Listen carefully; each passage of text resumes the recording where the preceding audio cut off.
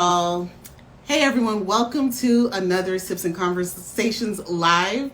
I am your host, Nancy Gua, and today I am sipping on a cab, I believe, yes, Cabernet Sauvignon, okay, 2017 Toasted Head. And I don't know if y'all ever had this, but we're trying it out today for the first time as I sip with my girl, Alexia DeRizio, the Savvy Planner. So, y'all, let's go ahead and raise our glasses, raise your water or whatever, clear your throat as I welcome in Alexia, the Savvy Planner, to today's live.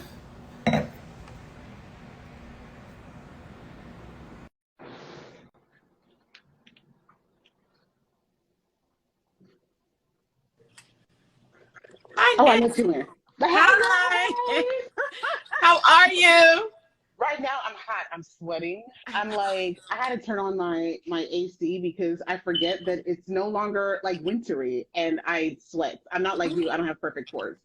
So, I'm actually pulling myself from not even turning it on. I'm probably going to end up turning it on as well. So, yeah. So, welcome, Lex. How are thank you? you, thank you, thank you for Okay. having me. I'm Yes. well. Good, good, good. Your lipstick is popping. First Thank of you all, very I must say much. that before we Thank you get very much. before we get to started. All right, like so before we hop into the conversation, Okay. let's go ahead and hear just a quick little intro. What's your elevator speech? Who are you? Okay. And all that good jazz.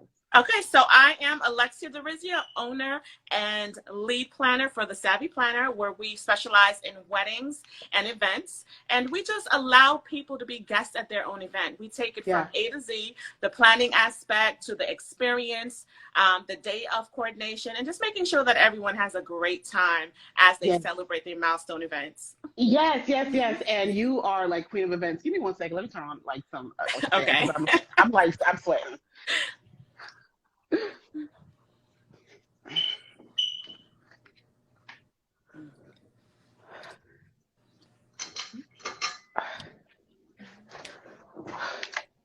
Okay.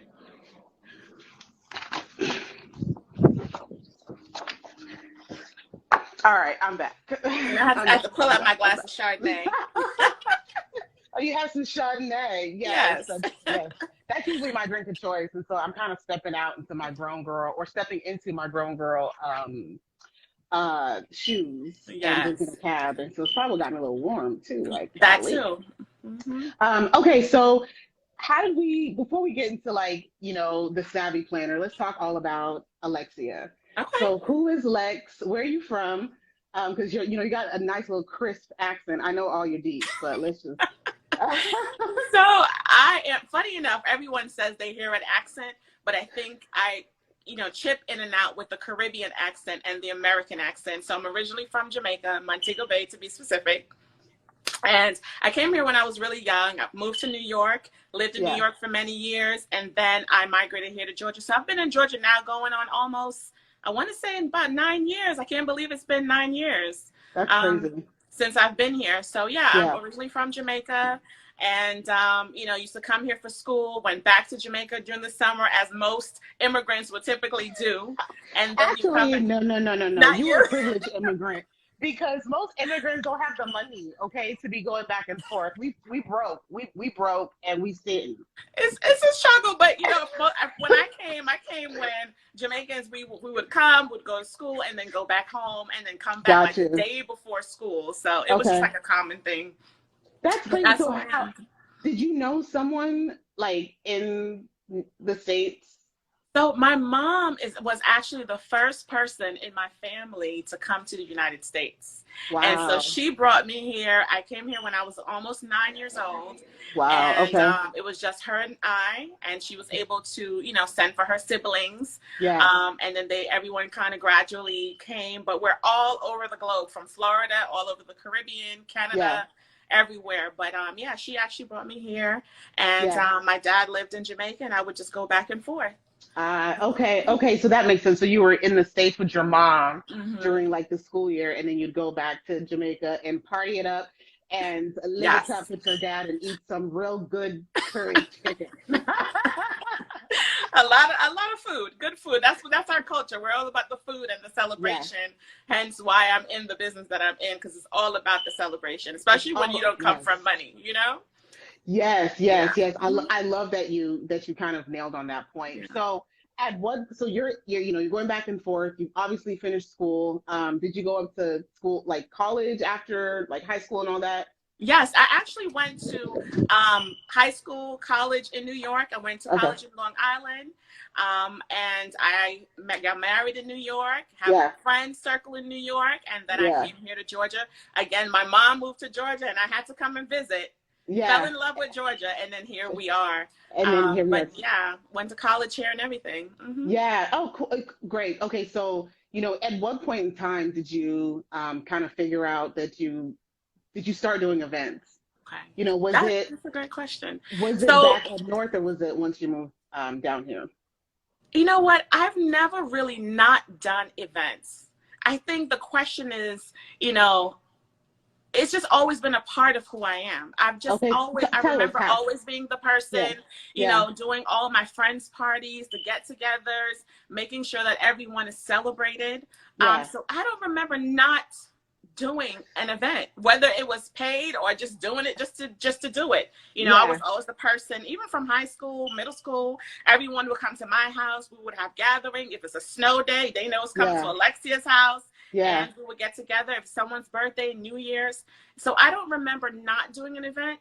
Yeah. When I got to college and started participating in the Student Government Association, and I was actually vice president, then president of the Caribbean Club, we did a lot of events Plenty of and parties. plenty of parties, but also plenty of, community service work Oh, and nice. things Okay. like that, what we Okay. organized. So I've just always been one foot in the door with events. Yeah. I love the celebration part of it. I love Yeah. when people can just take a minute from their stressful life and just be in the joy for whether it's that couple hours, Yeah. and Yeah. just celebrating their goodness of the Yeah. milestones of where they are in life. So I've just always been a person who loves to celebrate. My house Yeah. has always been a house where I love to have people over. The more the merrier. I love Yeah. to have food, lots of food, Yeah. lots of loud Yeah. music. The louder Yeah. the better. The louder the better. Yeah. Okay, so before you got into, I guess, event planning professionally, Yes. you said you went to college. What did you go to college for? I actually went to college for political science. My intent was to actually be an attorney. Oh, nice. Okay, why did you want to be an attorney? I have to ask that question. Because I'll tell you why. I wanted to be an attorney because I loved the idea of speaking up for the underdog, being a Ooh. defense to the underdog, being there Yeah. to help people. So even in college, we started a internship process where we started a small claims hotline to help people through the process. And so Wow. that was always my thing, just helping the underdog. Coming to America, as an immigrant, you go through your bullying stage, and people call and tell you to get back on your banana boat and all those things. So, so it's like you kind of develop this empathy for people and understanding that everyone has a story. Yeah. What makes you behave the way you behave, whether good, whether bad, indifferent. I just like to be that person, to be an advocate for people. And so the law, I saw that was a way for me to be able to do that. I did 2 semesters of law school, actually, at Pace University. What? Yeah, I did 2 semesters, and I hated it. So why did you absolutely hate? did not like it. Why So- was it just not? Was it like a lot of more, all about the too much legal, or is it too much like what was it about it that I know that sounds stupid, right? No, Like, no, no. That's was law actually a school good too much question, and I legal? understand it. When, and you can attest to this, when you think about the law and you have, especially when you watch TV and Law and Order, and you have this, mindset that you're going to go in, you're going to be the champion of, for the underdog, and you realize the law is just not set up that way. It's very vague and very interpretive. Yes. And so you are literally, yes, they say, someone's, innocent till proven guilty. No. Yeah. You're guilty and you have to prove innocent. And crazy. so it's really interpretive, and I can go on and on about that. But Yeah. I just found that being on that side of the fence, it just Yeah. did not, it's not what I expected. And Yeah. you kind of have to have a certain, you teeter-totter between the ethical part of it. Yes. And so I Yeah. wasn't comfortable with that part. Yeah. And so I found it just was not for me at all. Wow. Mhm. Wow. Wow. Yeah. That's something new for me. I'm like, oh my goodness, yes, that's why we have so much alike in common. Yes. Yeah, I actually wanted to go to law school, Mhm. but it was because I legit just wanted to drive a Range Rover and wear cute clothes all day in heels, like absolute seriousness. So I was like, what kind of law would I even do?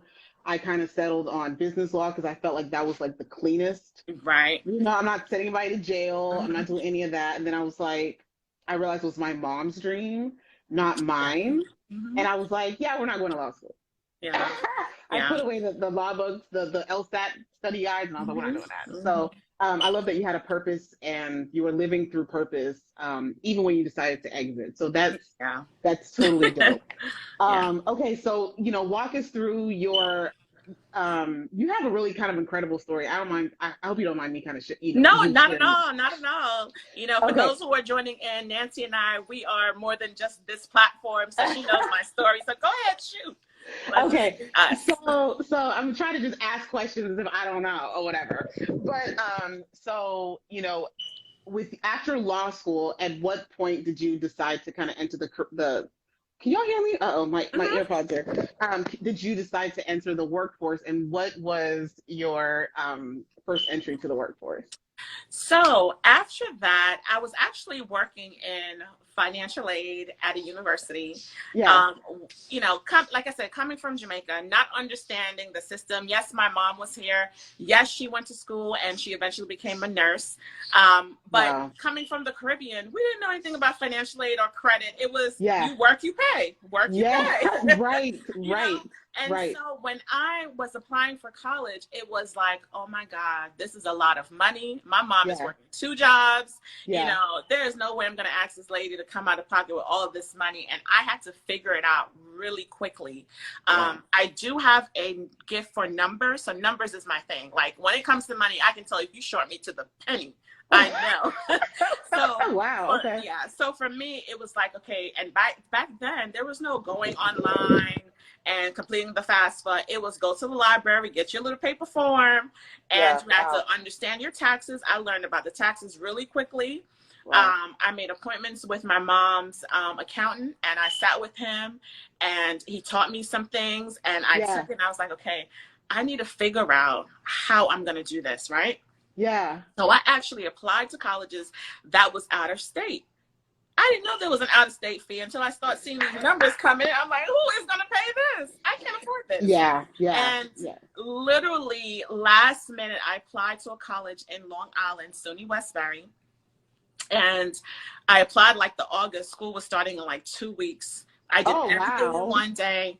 Wow. I said, you know what? I have to stay in New York. There's no way. Because I wanted to go to Maryland Eastern Shore. Why there? I love the campus. I love the Maryland, DC area. The DC area just comes to life. And when you think about a lawyer living on near the Capitol, that's like the dream, Yeah. Olivia Pope, just. Yeah. And so I just wanted to be in DC. And at the time, Live in Color was like a big thing. And Pam in Live in Color, she was with Queen Latifah. She had the bad suits and she had her briefcase. And I just knew I was going to live on somebody's, block or in DC and have the little briefcase. But I realized very quickly that the way my funds are set up. Okay, I'm saying right here. Afford that. Yes. Right. Okay. And so did that drive you, I guess, to go into the financial world in an education setting? Okay. Really quickly. Yeah. And I realized also that I wasn't the only one coming from, like I said, an immigrant background who just did not understand the system. Yeah. And yes, we have high school counselors and people who can help, but we live in the real world. They help who they want to help. Can you say that again? Because they help who they, It's such a fact. Like, and I feel really bad not feel bad, but I do have a real passion for like the youth, especially, in underprivileged household, areas, or even in good areas where maybe their parents are kind of always on the go and they don't necessarily have, someone there to kind of guide them. Right. So yeah, like educating the youth is greater than just textbooks. It's finances. It's Yes. how to get a job. Like it's so many things like that. So I love that you were living with that purpose. I think that is just Yeah. so Thank so you. dope. You're so awesome. Thank Okay, you so so much. we exit you moved down to Georgia, and so were you still like in the education financial I world? was. I Okay. actually, I was in higher education for 17 years. Wow. But even though I was in higher education, I always had one foot, we call it the auxiliary office. That's where they do all the events and all the graduations and the galas. And, Oh wow. Okay. wherever college I worked, I always tried to, poke my head in and say, hey, do you need a volunteer? Do you need Yeah. help? And, how do you do this? And, keep my ears to the ground of what they're doing and how they're managing it. Because, we are all creative. We can come Yeah. up with a flower, Yeah. theme event. We can come up with a tablescape, but the business side of it is where a lot of us kind of, fall short. And so stepping into those arenas and those offices and, even just be the person to give out the programs, Yeah. I'm looking to see how they're breaking up, strategically planning how the flow of the event will happen. And so just being around that, and in higher education, most of us that worked in universities, it was also mandatory, or some of them voluntarily, but mandatory for you to attend the graduation. For me, I didn't mind because that was my Yeah. opportunity to see what is going on Yeah. and to see the movement, Yeah. the timing of everything, and the Yeah. behind the scenes of everything. So I learned a lot doing that, Wow. So were you intentional about that? Did you know that at some point this was something that you were going to turn into a full-time business, or was it just you're just rolling once again with purpose Yes, just and rolling with passion? purpose. I had no idea. I just knew it was something I loved. Yeah. I just knew I loved to see the people's faces when they stepped into a room, and it was like a wow factor, and things were organized and it was Yeah. flowing and people were happy. Yeah. I just loved that whole feeling, and just to see people's reaction. I had no idea this was going to be my path. Not a clue. Wow. Not a clue. Wow. Yeah. Wow. You said some just, really amazing things I just kind of really want to highlight on is that when you're operating in purpose and you're just operating just out of passion, Mhm. it's okay if you're not getting paid for that thing, Mhm. right? But it's something that's within us. And I really do believe that God, was preparing you Absolutely. in that moment for what was to come. So I want to kind of get to that. So at what point did you decide, I want to make this a career? I want this to be my path. So when I was in New York, I actually, my very first wedding, and I don't think I've shared this story too much. I was working at Fordham University, Okay. and I was actually in the Terrytown campus and not down in the Bronx office. And I would go back and forth to the Bronx, and we did a huge graduation at Fordham University. And I remember one of the parents of a student, he said, oh, I see that you're helping with the graduation. Do you do weddings? I was like, weddings? No, sir. Yeah. I am a suit wearing, I'm a graduation. corporate lady. Yeah, like and weddings, no, that's too Yeah. much love and things going Yeah. on. That's not Yeah. me. Yeah. And Okay. he's like, well, my son is getting married. I knew his son because his son was one of my students, and he was graduating, and his girlfriend was also graduating. So he was planning to propose. They did the proposal. And he said, come on over on Sunday. He lived right in the Bronx, come and check us out.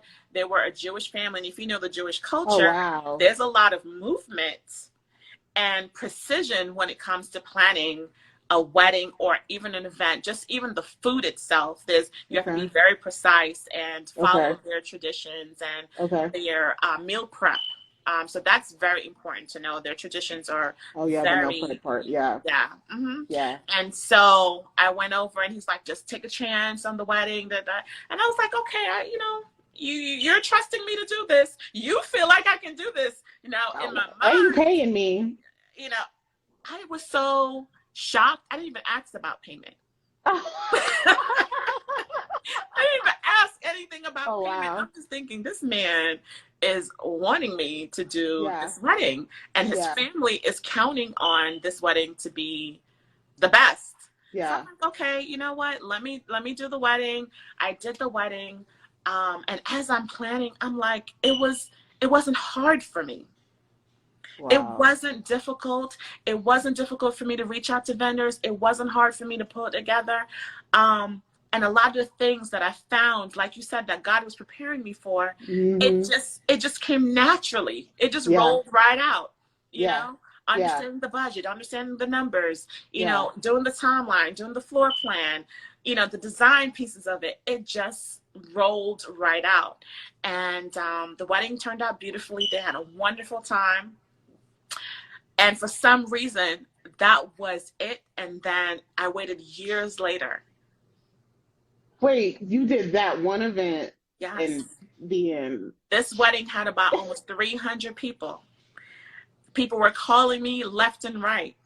But see, that's the thing when you are so stubborn, not following where you need to go, following that path that God has created for you. Yeah. You kind of like, okay, that went well, that was nice. Yeah. He gave me some money, and Yeah. you know, the was fun. pictures were gorgeous. They Yeah. were all excited, and I just went on to living my life. Wow. You know, Wow. and then later on, I'll never forget when I was pregnant with my son, my second child. Someone, a close friend, was getting married, and she's like, Alexia, you always plan our birthday stuff. You always plan our things. Just plan the wedding. I don't want to do anything. Just tell me when to show up. Yeah. And I literally planned her wedding from start to finish. I Wow. even picked her wedding dress. Wow.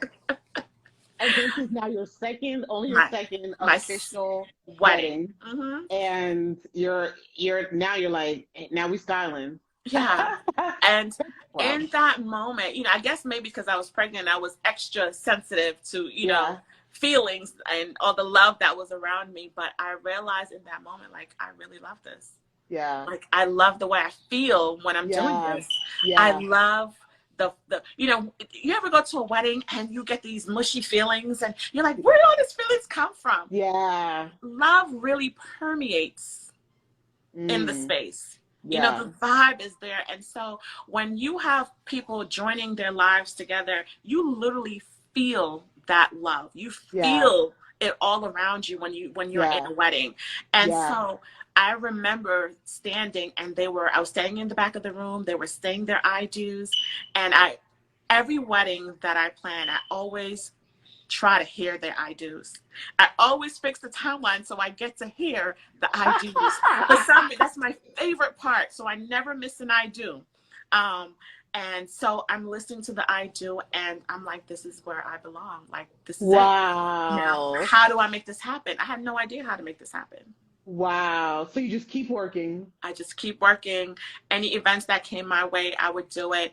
When I came down to Georgia, I was like, okay, I want to do it. How do I do it? I'm still in higher education, mind you. Yeah. But I was like, you know what? Georgia. Wait, so you're working. Hold on. Quick pause. Yes. So you're working in higher education, which is higher ed is just such a respectable education in general is so respectable, but like higher ed, there's so many hours you put in. And, you know, especially like if you're in the financial world, like I know, like my brother was a college athlete and he was waiting on those financial payments to come through. And I know how they would all harass those people. So I can only imagine the workload. You said 2 kids now at this point.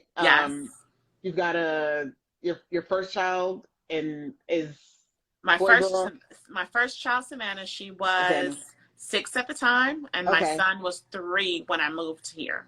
Okay. Yeah. And you got a whole husband. So and a whole husband. A whole two babies. I mean, a 6-year-old, a 3-year-old, a husband, 3 babies. Exactly.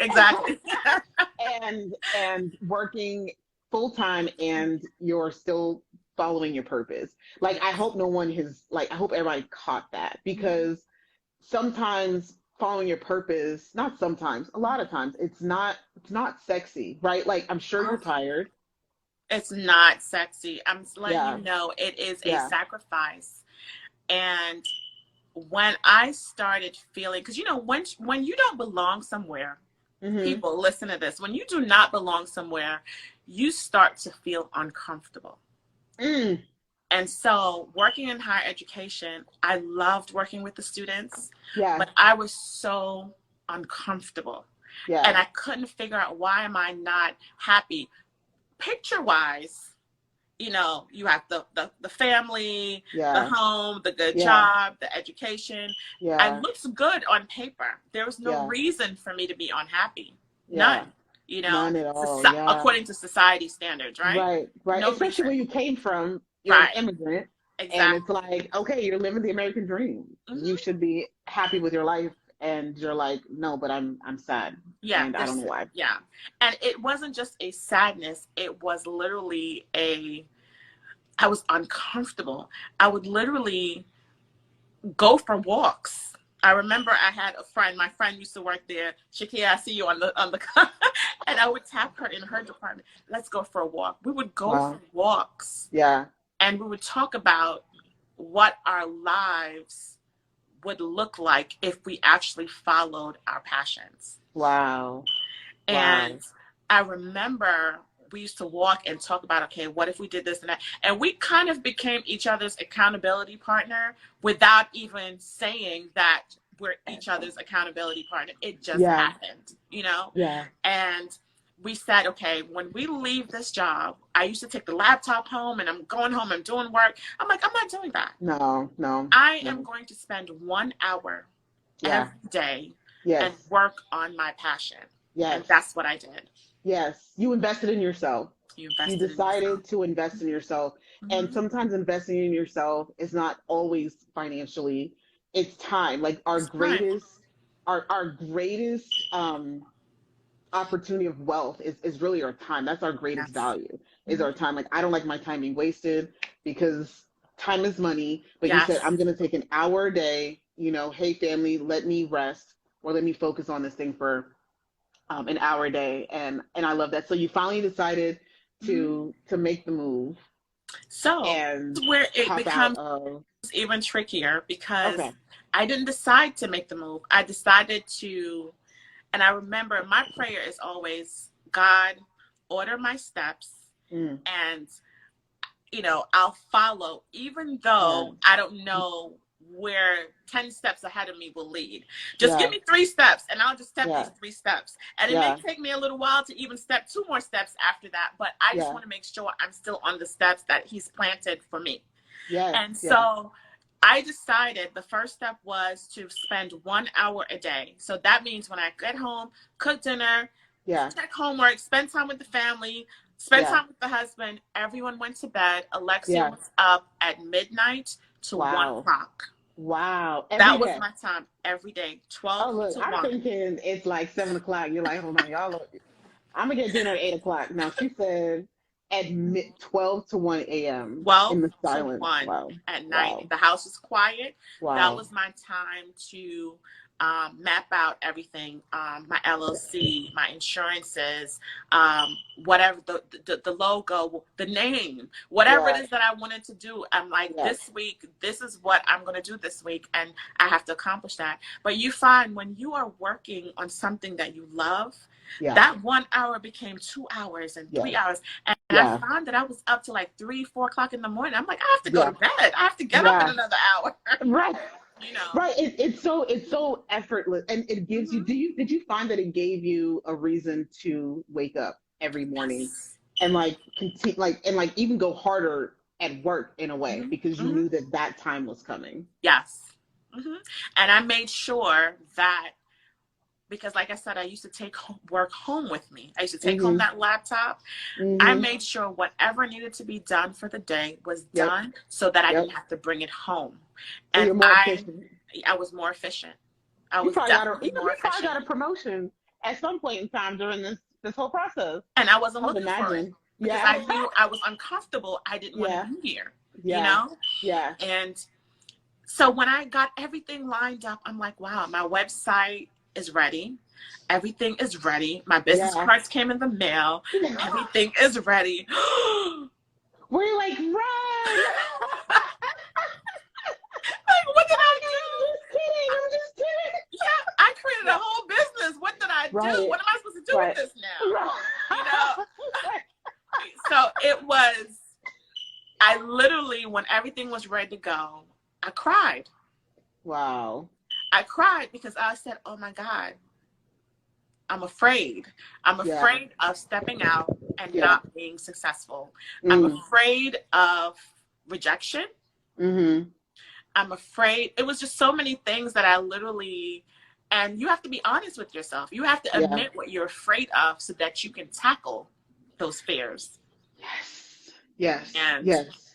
it was a Yes. hard conversation, Nancy. Yes. To look yourself in the mirror and to be like, Yeah. look, I'm afraid I'm not, because a lot of times admitting fear, I found, and it's something I think we all struggle, like we all have our Mhm. struggles. The only way to, was it Will Smith? It probably wasn't his saying, but fear is what? False expectations appearing real. G. Ray says finger snaps. Yes. But yeah, you gotta just attack what that fear is. And just real quick before we continue the story, you did mention a fear of failing, Mm-hmm. right? So I've recently said I've got a fear of success. And people hear that, and I actually listened to one podcast. I can't remember who I was listening to. And oh, geez, look, these earbuds. Okay, Yeah. they were just. Mm-hmm. But so people hear that sometimes, and they're like, "What are you talking about? Like, you are not. You got some fans, Alexia. Big proud of you." Oh, that's the cousin Nat. Hi, Nat. Hey, cousin. Thank you, Nat. But yeah, when people hear fear of a failure, and then or they hear fear of success. Mm-hmm. Like fear of success is being afraid of what comes with the success, the expectation. It's heavy. Yeah. Like it's heavy, and it's like, dang, I gotta sustain that. Mm-hmm. And Mm-hmm. so did that ever cross your mind, like at all? Like, how do I sustain it? Or was it just more so, how do I not fumble? That didn't cross my mind. Wow. At all, because I can handle success. Yeah. It was the responsibility of failing others around me. My business, I'm here to be of service to someone else. Right. I'm literally taking someone's special moment and taking hold of that. And my fear was failing that person. Wow. So it wasn't even your fear for yourself. It was to let other people down. And when I say that is exuded in your execution of your events, and maybe that fear, because you take your fears and you take the bad, right, and you turn them into something positive. And so I think that's really, would you say, I can have my thoughts, but do you think that has helped you in any way? It has. It has, definitely, because and I tell all my clients, I try to be as transparent as possible. Mm-hmm. Your wedding or your event, whatever it is that you have now charged me with, I literally take it on as if it's mine. Yeah. Because guess what? You don't get to do this again. Yeah.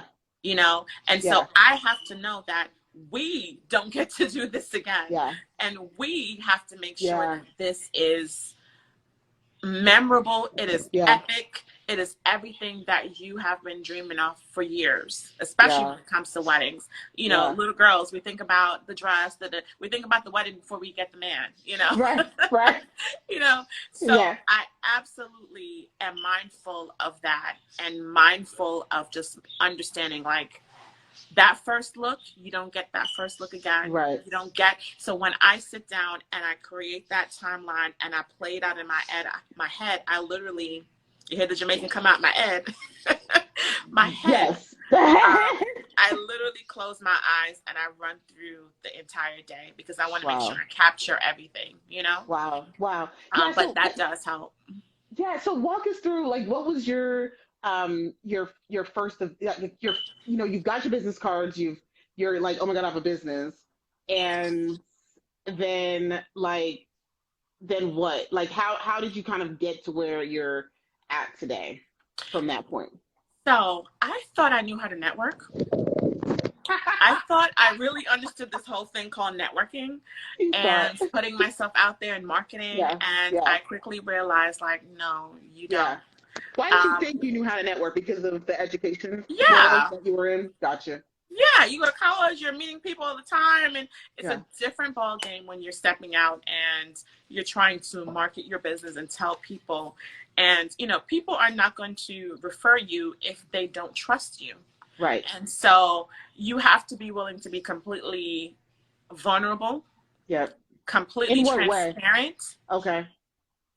and showing people who you are and what you will do for their clients. So I started going to different events, networking events, and I think I'm the only one who showed up at like real estate events.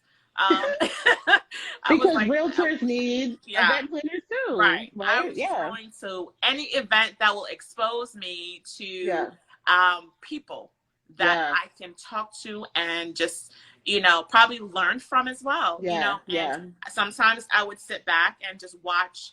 There's always one person in the room that has this networking thing down pat. And if you just sit back and just watch that person, you can take notes. The body language, the just the way that they're so confident Hmm. in understanding who they are and being able to relate that without even using words, you know. Um, Wow. and so I had to relearn how to network. I had to relearn how to create an elevator speech. Yeah. And I, step out of my shyness. Because Yeah. on that end, I realized, oh my God, I'm really shy, and I need to push through that. I need to do it through the fear, you know? Why in that space were you shy? Because it's intimidating when you're around a lot of people who've been in business for years. Hmm. And, people aren't always nice. You get into spaces and sometimes they're like, who are you? And Yeah. I've been to networking events where no one has even said hello, Yeah. Yeah. you know? Yeah. Yeah. Um, Like, Chopin said, "Are you shy?" Shupin, Right? Shupin, Shupin was one of the first people that I met. She's actually a baker, a wonderful baker. And I met her and I felt like, I'm like, wow, I feel like I know this lady for years. And so I realized you will meet people like that. And Hmm. so I started Hmm. asking God to put people in my path who made me feel comfortable enough to be vulnerable, I love that. you know? I love that. I love that. So what was Mhm, your first kind of big I mean they're all big gigs, right? mhm. Or not gigs, but events and big moments. So what was your first like big, oh my gosh, I have really arrived moment? Okay.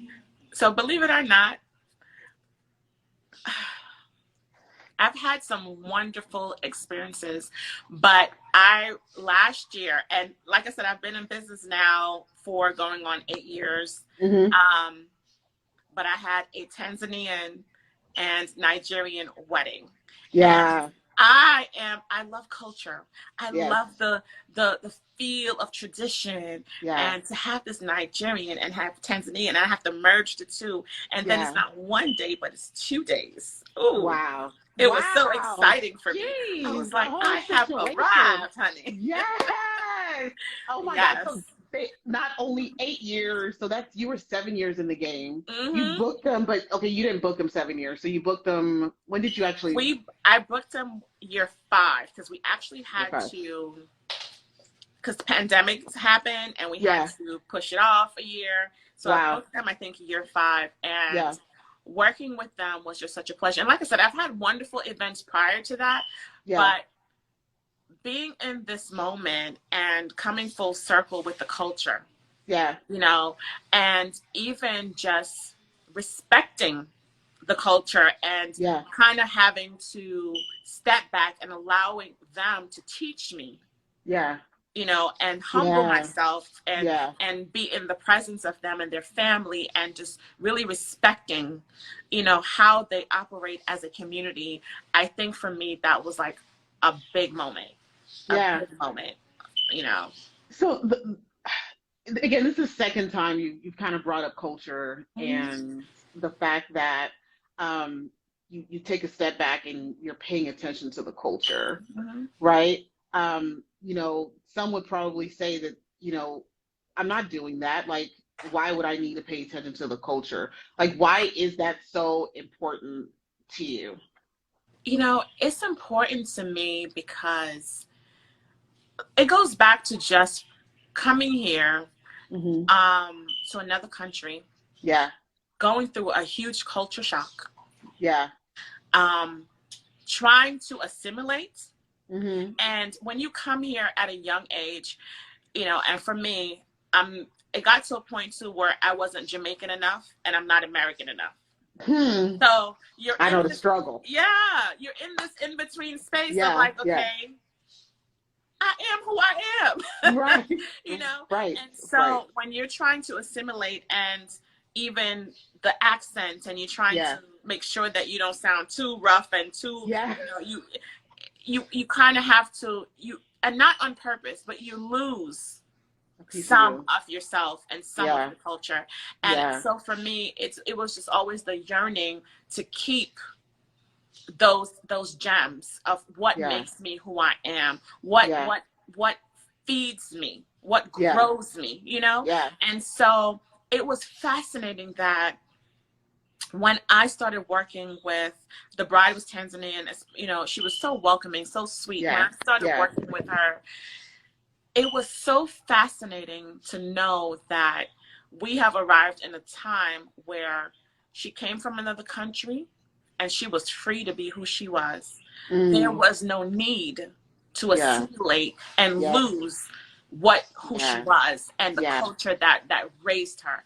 And yeah. so it was so I remember going to the house for the first time and meeting the family and how they sat around in a circle and the reverence that they had for the older generation and the Mm-hmm. reverence that they had as the other family the groom's family came in. It Yeah, was such a moment that I'm like, oh my God, I was yeah, robbed of this. yeah, you know, yeah, it was yeah, just a moment where I'm just like, this is what I love. And I yeah, wish everyone can see how beautiful in all our differences, how yeah, beautiful we are, yeah, you know? And yeah, so for me, it was very emotional. It was very eye-opening. Like, wow, she yeah, really kept everything pure, you yeah, know, from the beads to the yeah, fabric it was just such a beautiful experience. So for me, yeah. that was like the full come Full, to, full yes. circle moment. Yeah, yeah, yeah, yeah. Yeah. And I just love because it is important, Mhm. to as in myself being an immigrant, Yeah. being West African, like our weddings aren't the same as, the westernized weddings. We do have two different, Mhm. type recognitions. And so the Mhm. fact that you are an event planner, I don't know, event amazingnesses, um, that, can respect that. Mhm. Um, I know I would put my trust in you, Oh, thank you. to really secure like my special day. So, Right. um, can you kind of walk us through, putting on such a big grand 2-day event like that? Yeah. Give us some tips, girl. What do we need to kind of look out for? The biggest thing that I can say is really staying organized. Yeah. You have to have a formula that allows the process to happen, and you have to trust the process. Mm-hmm. Meaning that when you have 2 days, this is 2 days of traditional wedding, Yeah. and a white wedding, Mm-hmm. the Western white wedding. Mm-hmm. And so you're working with two different sets of vendors. So altogether, I believe we had maybe 20 something vendors Wow. for the 2 days, maybe more. Wow. And so keeping everyone organized and communicating with all the vendors is definitely the key. Yeah. And trusting the process, meaning that I bring on vendors that I can vouch for. Right. And Right. so when I bring you on as the photographer or Yeah. as the DJ or Yeah. as the baker, Yeah. I bring you on, I'm not worried about you because Right. I know that you are going to do Right. what you know how to do because Right. I've seen you do it. Right. And so there's a trust there. Right. I trust that this is how the cake is going to look. We had one conversation. This is the time you need to deliver it. I Yep. trust that you're going to be there on time Yep. with the product and you're going to do your very best. And so I tell all my creatives, I trust you to be Yeah. creative in your space and Yeah. in your element, Yeah. you know? So that's a big deal. Yeah. Yeah. So, outside of, so timeline wise, so you've got the Mhm. trust element to ensure everyone kind of arrives on time. Now, a culture like that, look, I love my people. Yes. Yes. They are my people, but Yes. I know that we are not good with time. So Mhm. how do you how did you even manage something like that? Because you can't tell Africans be here and it starts at 6. Okay, that's 9. That's where the listening comes in. And Okay. so we've been planning this. I'm meeting with the family. I'm listening. Mm-hmm. I'm listening to everything. And, up until the wedding, every week they have something at the house. And I quickly realized if they tell me 7:00, yeah, the on-time person that I am, I'm showing up at 6:45. right. And I get there and, okay, nothing or no one is here. Including the hosts. Including the host. And they don't arrive until 11. I pay attention to that. Yeah. And so the things as a planner that you are paying attention to, they don't have to know that you're paying attention. And so in knowing this, you create an expectation. And so every time we meet, I'm mentioning in time. I'm slipping that word in there. And I'm letting them know, listen, if we don't start at this time, guess what's going to happen on the back end? Right. You're going to lose. We're not going to be able to do all these things you want to do. You know, so it's literally creating and managing the expectation early. Yeah. And so one of the things, and all planners can tell you. you. Can you define early? Okay. As soon as you are made aware of the habits, and so like I said, in showing up 1 or 2 times at an event, I'm like, okay, I'm the only one here at 6:45. 8:00, no, we haven't eaten yet. 9:00, no prayer yet. So at 11:00, I see people strolling in. At 1:00, they starting to set the buffet. I'm like, wait a minute now. This is my Golden Girls time. I'm supposed to be in bed, So you learn quickly. You have to pay attention. Right. And so even though you are having fun and you're making them feel comfortable, you have to listen. Yeah. And you have to watch. Yeah. And a lot of the things, you won't see me writing in front of clients or typing in front of clients, but the minute I go in my car, I'm like making my notes. Yeah. Note to self, make sure you do this. Note to self, they're like 4 hours late. Note to self, And so sorry, can we just pause real quick? Sure. I want people to kind of catch this. Anybody that's sitting here and learning with Lex time. Mm-hmm. Just kind of catch a couple of these gems that you're dropping, right? Because really what I'm hearing is you're serving, you're being a humble servant in it through the process of not, being braggadocious or you're not chastising anybody. It's more so, hey, I'm here for you. I want to serve you. Let us have your day be a special day, etc.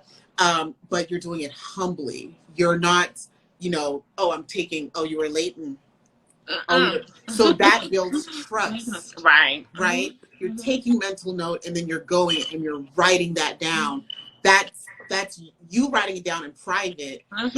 You're like, that's for me. That's for me. No one else sees it. No one else sees that, but it's I need to remember, okay, I need to make sure I have these things addressed separately. So I just want to point that out because I don't know if you caught that you're saying, such a beautiful gem right there of thank you. Don't attack people. It's all about building that trust, that level of trust and paying attention to detail. And to them, they're just like, oh, I'm trusting you. Oh, you know us so well. You're like, yes, I'm paying attention. I'm you have to. I'm studying you. I love it. I love it. You have to. I love to be around my clients. Yeah. Even when I have meetings and, there are times when they can't meet in person, Yeah. I'm doing a Zoom. And I purposely do that because I want to see your face. Yeah. I want to see facial expressions because I need to know the facial expression you make when you're not happy about something. Yep. I need to know when you are super excited. And some people are like very flat, even though they're excited. Yeah. I have to understand that. Right. They're like, well, she doesn't seem excited. I'm like, no, trust me, she loves it. Right. And they're like, how do you know? I know. That's good. Yeah. Am I excited? That's good. Right. And, I need to see your face because I'm looking at your body language. I'm understanding your mannerisms. So for me, the more you tell me to come around, and sometimes they'll invite me out to different things, I'll go. Yeah. And I'll go because it gives you an opportunity to get to know me. Mm-hmm. And the more you know me, the more you trust me to deliver. Yeah. But it also gives me an opportunity to kind of get into their world and understand who they are and their taste and their vibes. And I can just hone in on that. Yeah.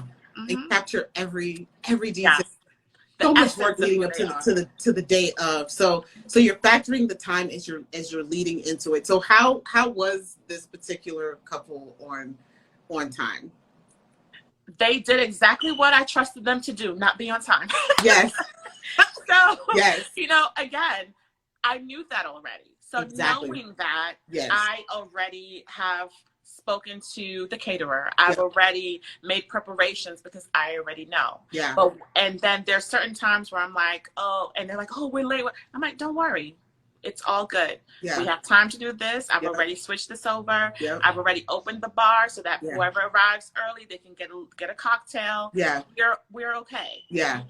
Yeah. And so the thing is, as a planner, you can plan everything to a T and you can try to control everything. But the one thing you cannot control is people. Yeah. You can't. Yep. And so you just have to move with them. Yeah. And you have to pivot with them. Ooh. You have these bars. Oh my, when I say that's a life lesson, that's legitimately, I'm going to take these out. Can you hear me okay? Yes, I can. Okay. Mm-hmm. That's legitimately a life lesson because you can't always control your environment. And the more you try to control your environment, like what have you found as a planner? The more you try to control it, what happens? It stresses you out. And no one has fun. If you're stressed out, you're bringing that energy into the space and no one has a good time. Right. And so one of the things that I know that I am definitely mindful of is to stay calm and stay composed.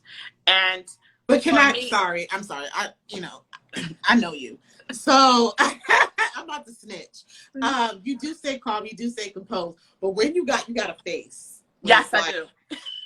Yes. Nancy. Look, we're all like, oh my God, it's bad, guys. Because I can't think when it's chaotic. So I have to find you're zen. So that I can pivot when I need to pivot. And I can think. So I don't panic very quickly, and I don't, Kenya says facts. Yes, that's my good friend Stacy. She's like, yeah. I have to be able to be that person to think. And sometimes you'll see me grab the timeline, and I'll start changing things, and I'll hand it to the DJ, and I'll start writing things, and I'll say, okay, this is what we're gonna do to make up time or whatever that looks like. Yeah. But it doesn't make sense to panic. Yeah. Nothing good comes out of panic. Yeah. It doesn't. Yeah. And more importantly, my objective is to create the experience. Yeah. Right? Yeah. And so the experience for my couple, for the guests, is more important than, okay, we are running 10 minutes late. No. Yeah. Okay, this is what we're going to do. We're going to turn this around. We're going to make sure, okay, I had one wedding where the grandmother, she forgot something at the hotel. She took the Uber back to the hotel. No one knew. And coming back, she got stuck in traffic. Oh, Jesus. This is the groom's grandmother. Oh my God. There's no way we're starting this wedding without his grandmother. Yeah. And so I said, you know what? No worries. She's on the way. Literally, she was like an hour in traffic. Wow. I said, this is what we're going to do. We're going to open up that photo booth. We're going to get the guests to, get in there and take some photos. We're going to have a good time. Yeah. We're going to turn the music on. And then I went and made an announcement.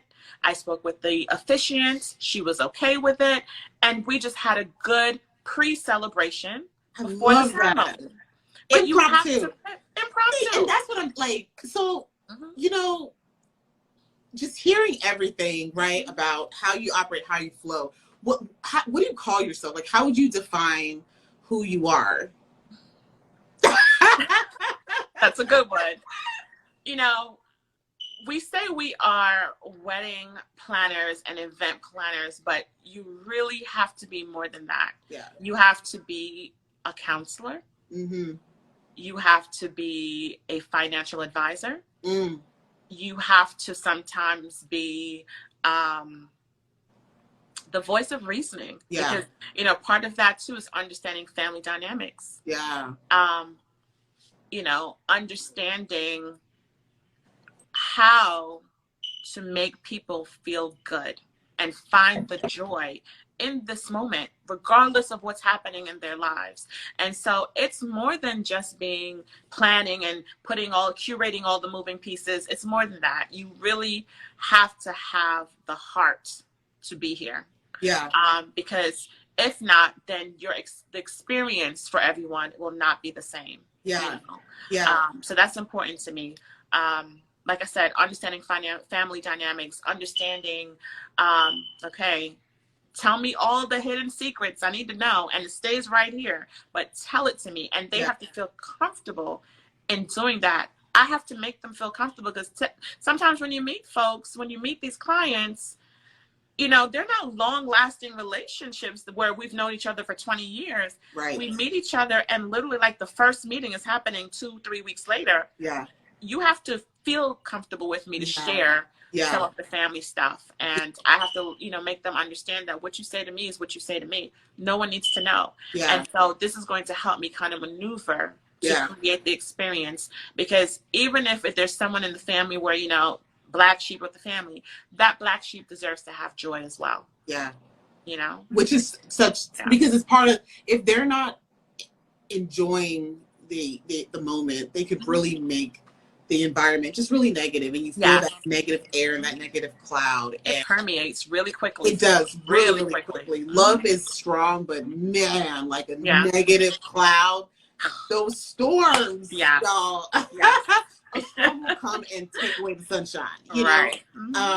So we're going to kind of open it up here to everyone that's in the room. Feel free to drop some questions here in the comments, and we'll, Alexia's going to, any question about event planning, event management, she might drop a gem or two, or whatnot. Sharing. Right. And so while we're kind of waiting on that to kind of come through, what's your ultimate goal for the Savvy Planner? And, I didn't even ask you why the Savvy Planner. I don't think I've ever asked you that question.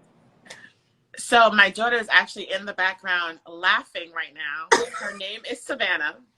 And so when we were coming up with business names, and I tell you, I'm coming with business names.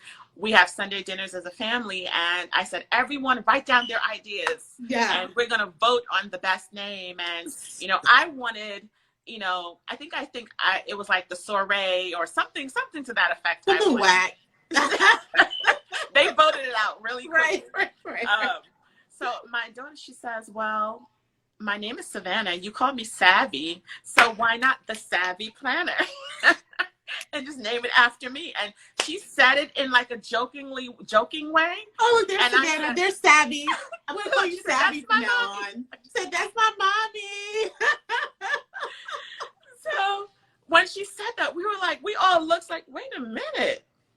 That sounds I really like that. And then the play on words, I definitely pride myself in being savvy in terms of details and cost and budget. Yeah. So it just really fit. And it was just like, that's it. We all fell in love with it instantly. All of it. Mm-hmm. Yeah. Yeah. So what is that's such a great story. Mm-hmm. From now on, I'm only calling Savannah Savvy, first and foremost. And she's dancing over there, by the way. Huh? She's dancing in the background, listening to you. Hey, Savvy. But yeah, so with the Savvy Planner and with it almost being like a gosh, I wish we had so much more time. You're gonna have to come back because I want to touch also on your family life, and because you do some really really cool things with Savvy and Co. But yeah. So what was your vision when you first started? If you what did you want out of the Savvy Planner, and how has that transitioned to now? Oh, wow. That's an excellent question. So with all business, and you can speak to any entrepreneur, we come in, we have these grand ideas, which you should, right? Yeah. Yeah. And sometimes we want to start way up here when we just need to start here. Right. And then build. Right. And so for me, I wanted to do everything. I wanted to plan, design, make florals, if everything except cook and do cake. Those are the two things I'm like, I'm not going to cook and I'm not going to bake a cake. That's it. Okay. But I literally thought I can do I can do everything. Yeah. And so I had to really find my niche and find out what is it that I like to do? What is it that I'm good at? What is it that I hate to do in the business? And what is it that I'm not so good at? Yeah. Because I can't be good at everything, right? Yeah. And that really helps me quickly because you have to have some really honest conversations because like I said, every decision you make is impacting someone else. Yeah, facts. And they do not get a do-over. Yeah. Yes, you will learn from it business-wise and your next client, but that person who's been impacted by the decision you make right now does not get a do-over. Yeah. And so I had to really be honest and, figure out, okay, do I like weddings? Do I like corporate? Do I want to do all of it? So I started out just that's another thing too, taking anything that came my way. I had to step back really quickly and say, you know what? Not all client is my client. Not everyone is for me. Our energies. Our energies have to flow. And I want to have a good time doing what I do. And I want you to have a good time. Right. And if I am not the person for you and I'm not the person that's going to make sure that you have a good time, I'm okay with that. Yeah. Yeah. No? Yeah. I don't have a very high tolerance for rudeness. Yeah. And you know that. I don't have, so I had to really take a step back and kind of understand what my ideal client looks like. Yeah. Your avatar. Who is your avatar, right? That's always number one. Yeah. Yes. Who is my avatar? Who am I trying to get on my roster here? Right. And also understanding what I can offer in terms of my service. I can't do it all. Yeah. And so that comes to also leading into the networking and meeting people that are in their creative element. Yeah. So for instance, yes, I am, trained to do florals and I will do florals if I need to jump in there and get it done. Mm-hmm. But we have florists for a reason. Right. And you're opening up a job. That's their job. You're stopping someone else's financial blessing or ability because you're greedy and you just want it all. And so I love that. Quad says, that takes a lot of honesty with yourself to focus on your ideal client. It really does. It really does. It's really hard not to be out here in these streets for everybody. Okay. Keeping yourself for $1 and then being stressed out and that's a whole nother. It's very stressful when you are working with clients that don't necessarily match. Yeah. And you don't match them either. Right. It's stressful for them. It's stressful for you because you're trying to essentially fit this square into this circle and it's just not going. Right. It's not for you. It's not for you. It's not for you. So in 5 years, maybe not 5 years. Let's live. I mean, you're Sagittarius like me. So let's live year by year. Maybe 2 years. So in a couple years, where do you see yourself? Like, where are you heading right now? In a couple years, this year, first of all, I must say that I definitely like who I am business-wise. I'm very thrilled in the path that is carved out for me. So why this year? This year, I feel like people know who I am. Yeah. They understand what I do. Yeah. And how I do it. Yeah. And I feel like now people are kind of recognizing the Savvy Planner's name. Yeah.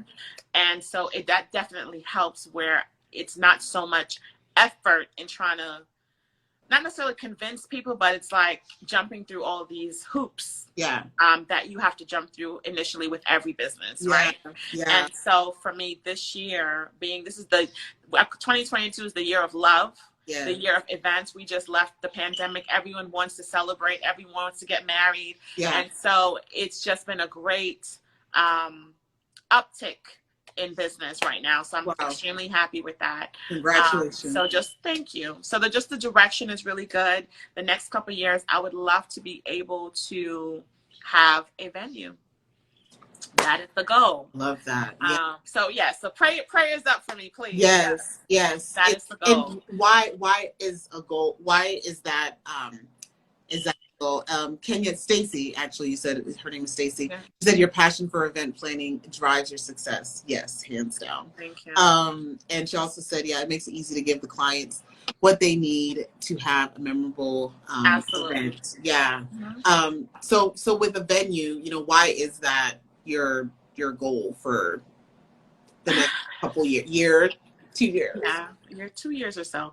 That's my goal because I have so many ideas, right? Yeah. And I know, everyone has ideas, great ideas, but for me, like I said, I've identified an area that is not necessarily out there in terms of wedding venues. Yeah. This side of town. It's lacking, Yeah. I definitely want to be a little bit more luxurious in the delivery, in the style. Elegance is something that I run with in everything that I do. Yeah. And so I would love to be able to provide that to everyone, and just be able to just create just beautiful experiences from start to finish. And so being in the business, you go to different venues, you go to different things, you see what I would not do to what I would do to what, and so you learn, okay, this needs to be offered. I want to offer that. Yeah. Ownership. Mm-hmm. And I love that. I love that you're really futuristic, forward thinking, and owning the land is a great way to kind of pass on, right? That legacy that you're building. So, what is the number one thing that you've really learned throughout your whole journey? Sum it up into, a couple sentences. I'm not going to give you like, what's your elevator speech, I guess, would you say, of what you really learned? I think for me is be as vulnerable and honest with yourself as much as possible. You will save yourself a load of headache, okay? Because a lot of times we operate in a space of, I'm doing this because others want me to do it, or I'm doing this because I'm backed into a corner. Yes. When you understand who you are and understand what your passion and your drive and where you need to be and how to stand tall. Yes. You can't be pushed into a corner. Yeah. That easily. Yeah. And you'll be able to provide the best of you to whoever comes in your circle or whoever comes in your element. Yeah. And it also acts as a deterrent because I feel like when people approach me, they know, okay, this one, we're not going to approach her with certain things. Yeah. I'm not the one that you want to sit down and gossip with. I'm not the one that you want. I'm just not that person. Right, right. Now, if you want to call me, you want to have a prayer moment, then we can chat. Yes, which, you got some of my phone calls. Yes. Like that before. We can talk, Yeah. So I love that. Just know who you are. Be confident in who you are as you're walking steadfast. Any last words? As we kind of wrap up, you've just been so phenomenal, and thank you, Nancy. as always. And thank you. And again, you're gonna have to come back because Absolutely. There's a whole portion of your life that I just want to really cover. I know 1 hour is not enough. It's not enough. Thank you so much for having me. But I would have to say, just in a nutshell, the same rhetoric, the same thing that I've always said. Just understand who you are, and stay strong in that, and trust the process, even when it seems dim. Trust the process. You know, you're not going to have all the answers, but just take 3 steps if you can. And if it's only 1 step, just take that 1 step until you can get to the next step. Trust the process. Trust the process. I think that's what we're going to title this one. So thank you so much. You have been a pleasure. Thanks to everyone for joining us today. Next week, you know, we're going to be back. We're supposed to have an international guest, y'all. So I'm kind of excited. Author, lawyer turned author from Brazil. So really excited about that. March is going to bring about some really exciting things. And so stay tuned for SIPS. We're live every Thursday. So go ahead right now. If you're not following Alexia, the Savvy Planner, go follow her right before, because she shall be back. Okay, especially when we're doing SIPS live in Atlanta here at some point. Look, I might have to have you on my panel. I cannot wait. Thanks, Shakia. Stacey said, I'll take that trust the process. So thank you all so much. See y'all next week. And until then, happy sipping. Happy sipping. Cheers. Thank you for having me, Nancy. Of course. Bye. All right. Take care.